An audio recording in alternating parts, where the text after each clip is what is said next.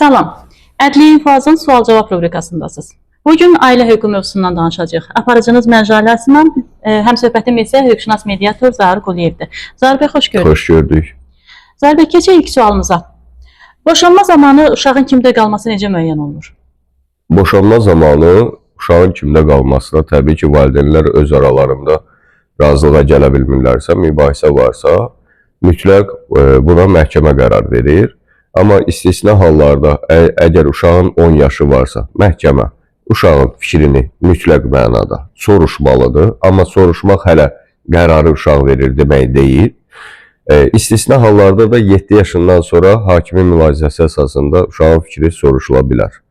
Əsas hakim də hansı meyarlara görə qərar verir deyə soruşsaz, hakim təbii ki, uşağın mənafeyini üstün tutaraq bu qərarı verir. Aha, aydındır.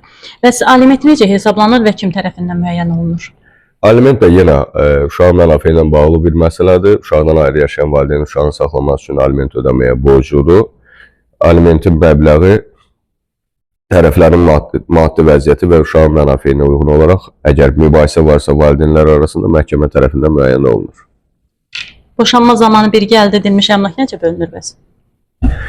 Əmlak əgər birgə nikah dövründə, birgə ailə təsərrüfatı aparıldığı dövrdə tərəflərin hər ikisinin və ikisindən birinin vəsaiti hesabına alınıbsa, bu halda birgə əmlak sayılır və bu hal sübuta yetirildiyi təqdirdə hər birinə 2/1 pay olmaq şərti ilə bölünür.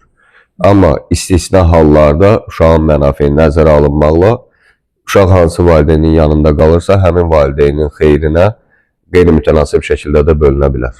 Aydındır. Təşəkkür edirəm Zahir bəy, suallarımızı cavablandırdığınız üçün.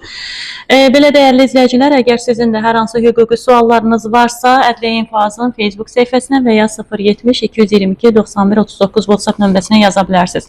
Seçilən suallar növbəti buraxılışlarımızda elə hüquqşünasımız Zahir Quliyev tərəfindən mütləq cavablandırılacaq. Mövzu ilə bağlı fikirlərinizi də rəy bölməsində yazın, oxuyub nəzərə alacaq. Eləcə də hüquqşünas mediator Zahir Quliyevlə əlaqə saxlamaq istəyənlər də həmçinin 070-222-91-39 WhatsApp nömrəsinə yaza bilərlər.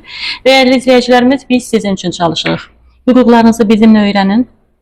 Çünki ən güclü şəxs məhz məlumatda olan şəxslərdir. Salamat qalın, özünüzə yaxşı baxın, görüşmək ümidi ilə.